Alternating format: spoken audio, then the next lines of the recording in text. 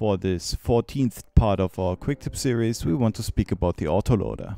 Whilst in Battlefield 3 times, the reactive armor was the most useful and therefore also most used perk amongst all the land vehicle users, things have changed up quite a bit for Battlefield 4 since reactive armor doesn't work the same way anymore. It doesn't absorb hits anymore, but only reduces the chance for a critical hit, and therefore other perks, just like the Autoloader, can be considered. If this is the case for all the vehicle classes and for all the different types of ammunition, we will find out later. First of all, let's take a look at the MBTs. If you're running HE or sabot shells, then it hardly makes a difference if you're using the Autoloader or not. The reload time of both of those types of ammunition is 3.2 seconds without and 3.0 seconds with Autoloader. On the other side of the spectrum, you can save an entire second if you're using HE ammunition. This ammunition reloads in 4.2 seconds without and 3.2 seconds with Autoloader. Looking at the two different types of MGs that the MBTs can equip, it gets really interesting.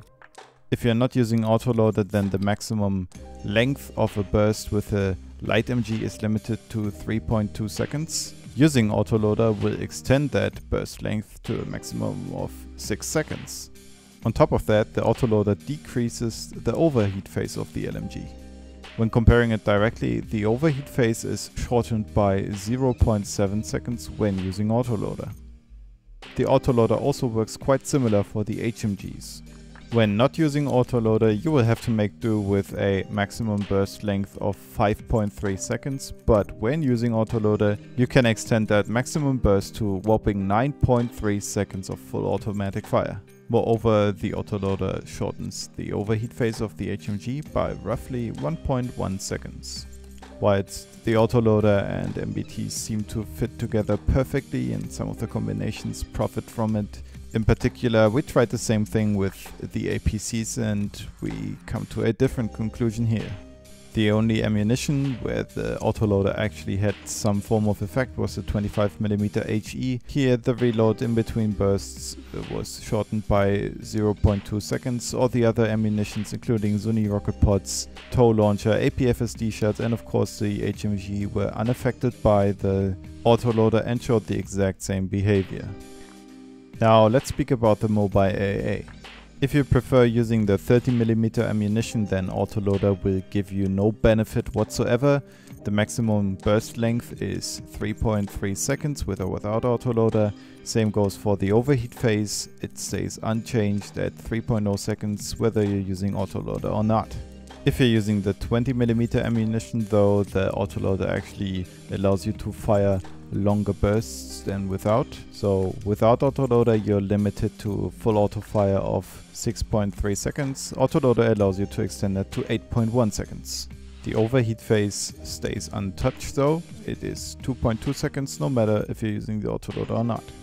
On top of that, it looks like I found a strange bug. So if you're using the combination of 20mm and Autoloader, the first overheat phase after your first full burst is 4.2 seconds, or the other bursts after that have a overheat phase of 2.2 seconds. If that is intended behavior, I doubt it. Now let's sum this whole thing up real quick and conclude what loadouts profit from the Autoloader the most. First of all, the Autoloader seems to be advisable when driving MBTs, and this goes in particular for the combination of HE shells and the heavy machine gun. The use of Autoloader here results in the maximum time saving. Whilst the other two types of ammunition barely profit from the Autoloader as a perk, machine guns in particular improve when using Autoloader due to extended burst length and also reduction of overheat phases. With APCs, using the Autoloader seems to be not advisable at all. There are simply no ammunitions that really profit from using the Autoloader, including the machine gun, so using reactive armor seems to be a better choice here.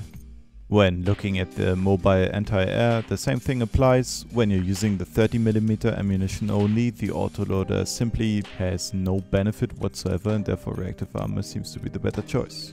Combining the Autoloader perk with the 20mm gun on the other hand totally makes sense, because this allows you to extend your maximum burst from roughly 6 up to 8 seconds. As always, thanks for tuning in. If you liked it, then the first link will send you to our latest quick tip video, and the other link will send you to our friend the Sheriff, who made a Battlefield 4 stealth jet tutorial.